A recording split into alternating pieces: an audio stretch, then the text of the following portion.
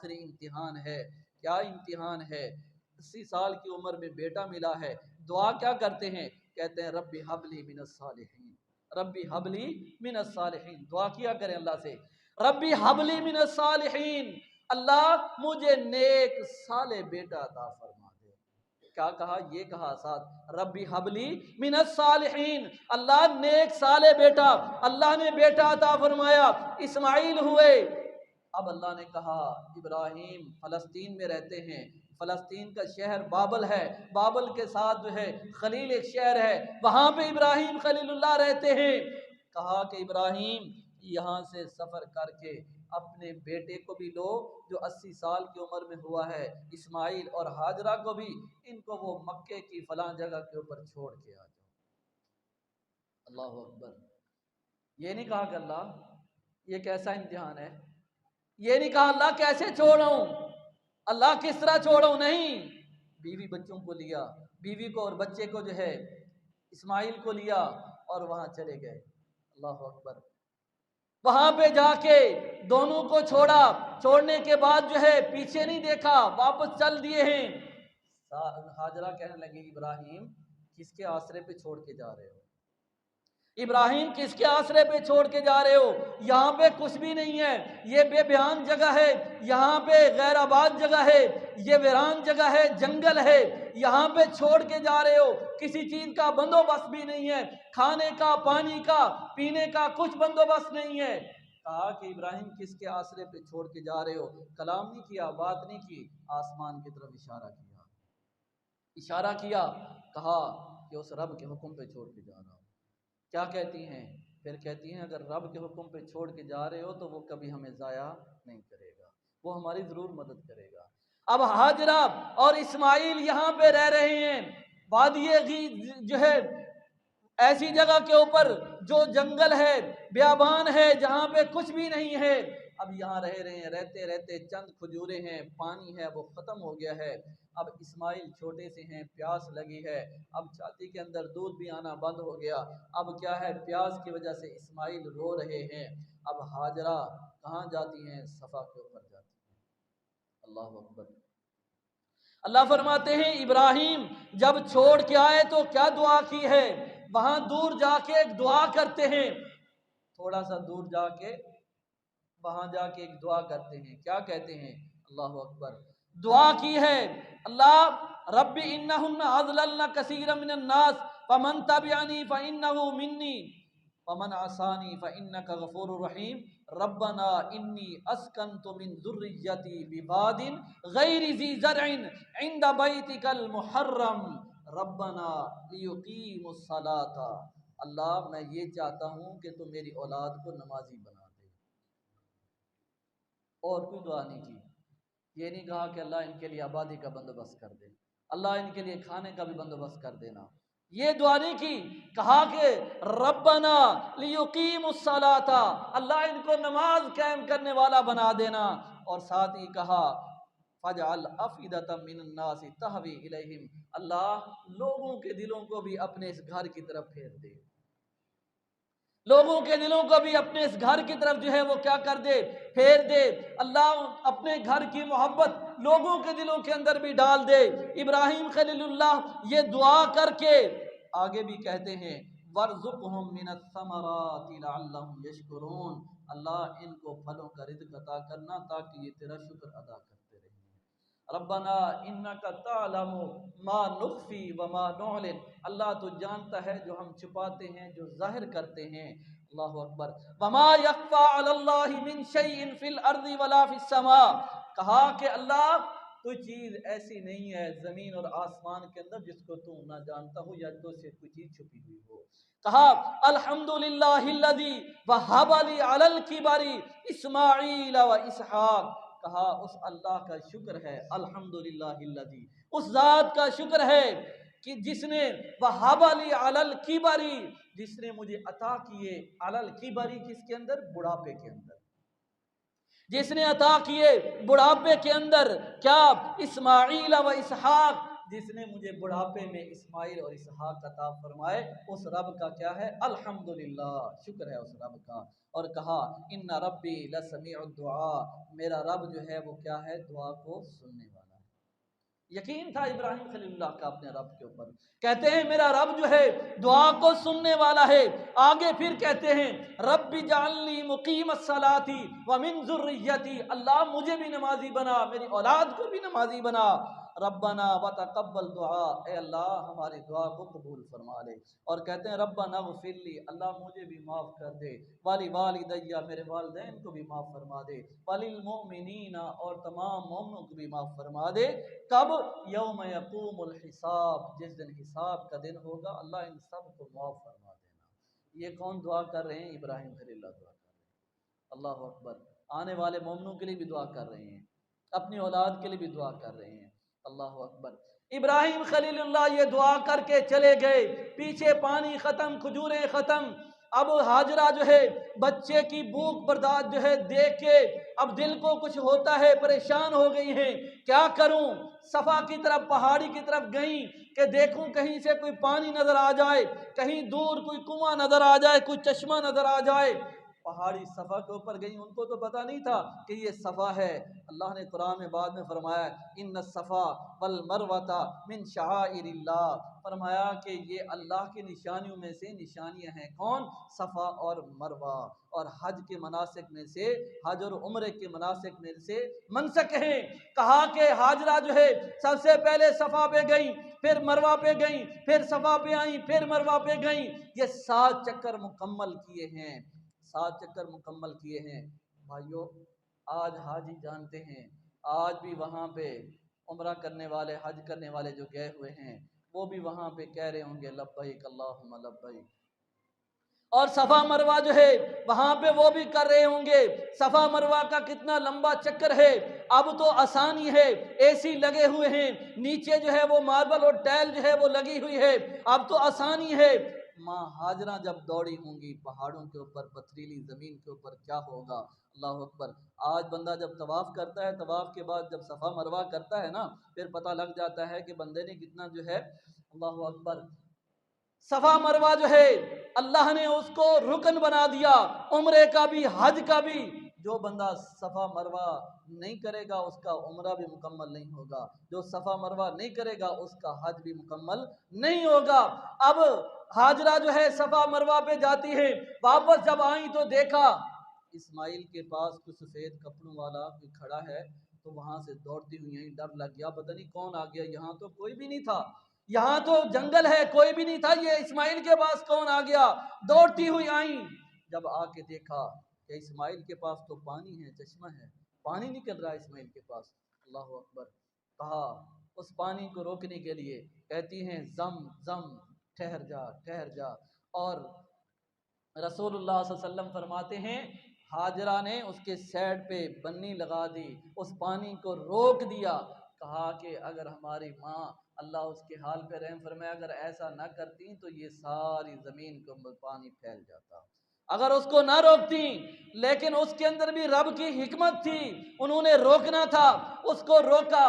अब पानी कैसे निकला, इस्माइल की एड़ियाँ मारने की वजह से, इस्माइल अलैहिस्सलाम की रोने की वजह से। लोग कहते हैं इस्माइल रो रहे थे, एड़ियाँ मार रहे थे, उनकी एड़ियों की वजह से पानी निकला, नहीं। वो उन्होंने देखा, दूर खड़ी हुई सफ़ा के ऊपर देखा कि इस्माइल, जमजम का कुआं कहाँ है, सफ़ा से नजर आता है, नीचे जो है वो कुआं है। अब वहाँ पे देखा कि कोई सफ़ेद कपड़ों वाला खड़ा है, वो कौन थे, रसूलुल्लाह सल्लल्लाहु अलैहि वसल्लम फरमाते हैं, सही बुखारी की रिवायत है, फरमाया कि जिब्राइल आए या कोई फरिश्ता आया, उसने आके अपना पर मारा, जिसकी वजह से वहाँ से वो जमजम का चश्मा निकला है। इस्माइल की एड़ियां मारने की वजह से नहीं निकला, बल्कि उस फरिश्ते के पर मारने की वजह से वहां से वो पानी निकला। अब पानी खुद भी पिया, इस्माइल को भी पानी पिलाया। फिर एक काफिला आया, उन्होंने देखा कि परिंदे हैं ऊपर, उन्होंने कहा यहाँ पानी हो गया होगा, वहां पे वो काफिला भी आ गया, उन्होंने कहा कि हमें रहने की इजाजत दीजिए। माँ कहती है ठीक है रह जाओ, लेकिन पानी के ऊपर कब्जा नहीं होगा, पानी ये मेरे पास होगा, इसके ऊपर कब्जा मेरा होगा। वहाँ पे अल्लाह ने अपना घर तामीर करवाना था। अब वो काफिले वाले जो आए थे, مفسرین بھی لکھتے ہیں، تاریخ والے بھی لکھتے ہیں، سیرت نگار بھی لکھتے ہیں، وہ جب وہاں سے چلے گئے تو جب ماں ہاجرہ بھی گئیں وہاں سے اور وہ بھی گئے تو ان کے پاس جو سونا تھا انہوں نے وہ سونا سارا اس چشمے کے اندر ڈال کے اس چشمے کو بند کر دیا، اس چشمے کو بند کر دیا۔ اور پھر یہ کس کے خواب کے اندر جو ہے وہ آیا، اللہ اکبر، رسول اللہ صلی اللہ علیہ وسلم کے زمانے کے اندر پھر یہ چشمہ جو ہے نکالا گیا، اور بعض مفسرین نے کہا کہ پھر وہی جو سونے کے وہ جو ان کے ہتھیار تھے، تلواریں تھیں یا جو چیزیں تھیں وہ بھی وہاں سے نکلی تھیں۔ عبد المطلب کو جو ہے خواب آیا تھا کہ یہاں پہ جو ہے وہ کیا ہے، چشمہ ہے پانی کا، تو 3 دن خواب آتا رہا، پھر اس کے بعد انہوں نے کھدائی کروائی تو وہاں سے وہ جو ہے وہ تلواریں جو ہیں وہ نکلی سونے کی، پھر لوگوں نے کہا اس کے اوپر ہمارا حق ہے۔ لیکن ابراہیم خلیل اللہ نے اللہ کا گھر تعمیر کیا، پانی کا چشمہ وہاں سے یہ زمزم کا نکلا۔ اب اللہ نے کہا اسماعیل تھوڑے سے بڑے ہو گئے، ابراہیم اب تم اس امتحان کے اندر بھی کامیاب ہوئے کہ بیوی بچوں کو چھوڑ کے آئے، صبر کیا، اب جو ہے ہمارا گھر جو ہے وہ کیا کیجئے، تعمیر کیجئے۔ اللہ نے کہا کہ ہم نے جب ابراہیم اور اسماعیل کو کہا وَإِذْ يَرْفَعُ ابراہیم اور اسماعیل علیہ السلام جب گھر کی بنیادیں جو ہے وہ اٹھا رہے تھے تو ساتھ یہ بھی دعا کر رہے تھے ربنا تقبل منا انک انت السمیع العلیم۔ دیواروں کو اٹھایا، دیواریں اٹھا لی ہیں، آج بھی وہ پتھر موجود ہے جس کے اوپر ابراہیم خلیل اللہ کے پاؤں کے جو ہے نشان جو ہیں وہ کیا ہیں، موجود ہیں، جس کو کہا جاتا ہے مقام ابراہیم۔ وہ پتھر کے بارے میں بعض محدثین نے لکھا ہے کہ وہ اتنا نرم تھا کہ ابراہیم اگر اس کے اوپر کھڑے ہوتے تھے تو ان کو کوئی تکلیف نہیں ہوتی تھی، اگر اوپر ہونا ہوتا تو وہ پتھر اوپر ہو جاتا، اگر نیچے ہونا ہوتا تو وہ نیچے ہو جاتا۔ اسماعیل چھوٹے تھے، پتھر دیتے گئے، ابراہیم خلیل اللہ جو اللہ کا گھر تعمیر کرتے گئے، جب گھر تعمیر ہو گیا تو کہنے لگے ربنا تقبل منا انک انت السمیع العلیم، اللہ تو ہم سے اپنا گھر جو ہے جو ہم نے تیرا گھر تعمیر کیا ہے اس کو ہماری طرف سے قبول فرما لے۔ یہ دعا جو ہے وہ کون کر رہے ہیں، ابراہیم اور اسماعیل علیہ السلام۔ اللہ اکبر۔ اب کہا کہ اللہ تیرا گھر تو تعمیر ہو گیا، یہاں کون آئے گا؟ کہا کہ اللہ یہاں کون آئے گا، یہاں تو جنگل ہے، کوئی آبادی نہیں ہے، دور دراز تک کوئی انسان نظر نہیں آتا۔ کہا ابراہیم تیرا کام تھا گھر کو تعمیر کرنا، ہمارا کام ہے اس کو آباد کرنا۔ اللہ اکبر۔ لیکن ہاں ایک کام آپ نے کرنا ہے، وَأَذِّن فِي النَّاسِ بِالْحَجِّ، یہ جو دن ہے، یہ جو ذو الحجہ کا مہینہ ہے، اس کی فضیلت کے اندر آیا ہے کہ سب سے پہلے اس کی فضیلت یہ ہے کہ یہ حرمت والا مہینہ ہے، حج کا مہینہ حرمت والا مہینہ ہے۔ دوسری اس کی فضیلت یہ ہے کہ اس کے اندر اللہ نے حج رکھا ہے، اور امام ابن حجر عسقلانی رحمہ اللہ لکھتے ہیں کہ ان 10 دنوں کو فضیلت کیوں ہے، اس وجہ سے ہے کہ ان 10 دنوں کے اندر ساری عبادت کو جمع کر دیا گیا ہے۔ روزے کی عبادت اس کے اندر، قربانی کی عبادت اس کے اندر، عمرے کی عبادت اس کے اندر، حج کی عبادت اس کے اندر، یہ قربانی کی عبادت اس کے اندر، ساری عبادتیں ان 10 دنوں کے اندر جمع ہوئی ہیں، اس وجہ سے ان 10 دنوں کو فضیلت ہے۔ اللہ نے ان کو فضیلت دی ہے۔ عام دنوں کے اندر بندہ کوئی عمل کرتا ہے، جو ان دنوں کے اندر عمل کرتا ہے ان دنوں کے عمل کے برابر کوئی عمل بھی نہیں ہے، ان کو بہت بڑی فضیلت ہے ان دنوں کے عمل کو۔ اللہ اکبر۔ حتیٰ کہ بعض علماء نے یہ کہا ہے، محدثین نے، کہ اگر بندہ رمضان کے دنوں کے اندر 2 رکعتیں نماز ادا کرتا ہے نفل، اور اگر اس مہینے کے ان 10 دنوں کے اندر 2 رکعت نماز ادا کرتا ہے، ان کی فضیلت زیادہ ہے۔ لیکن ان 10 دنوں کی فضیلت ہمیں نہیں پتا۔ رسول اللہ صلی اللہ علیہ وسلم فرماتے ہیں ان 10 دنوں کے یہ جو روزے ہیں، فرمایا یکم سے لے کے 9 تک جو ہے روزے، عائشہ رضی اللہ تعالیٰ عنہ فرماتی ہیں کہ رسول اللہ صلی اللہ علیہ وسلم روزے رکھا کرتے تھے، رمضان کے روزے فرض ہونے سے پہلے یہ ذو الحج کے روزے جو ہے، محرم کے روزے اور ذو الحج کے روزے جو ہے رکھا کرتے تھے،